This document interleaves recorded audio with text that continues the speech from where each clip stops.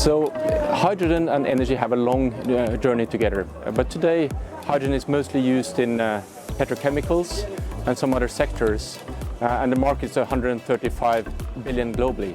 Now we see much more momentum, and why is that? Because hydrogen can be a very good solution to help tackle the climate change by producing clean energy from renewables. It can provide more flexibility and storage in the system. It can also be used to reduce emissions in some of the sectors that are really difficult to decarbonize. And we're talking here about steel, cement, shipping, and perhaps even aviation in the longer term. So I think there can be a bright future for hydrogen. The problem is that it depends on policy and it depends on investment decisions. So what you need is to have the same enabling policies for hydrogen that you had for renewables in the early days. And you need companies to invest in infrastructure. And that needs to happen at an international scale because there are intensive investments that need to happen. Switzerland can play a role in this.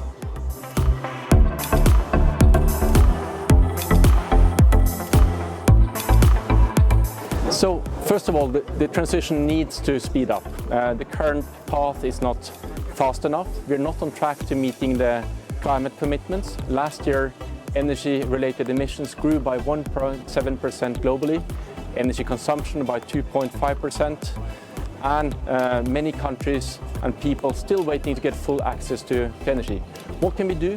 We need better policies, and we need industrial companies and consumers to do all they can to stimulate cleaner sources of energy and use energy much more effectively.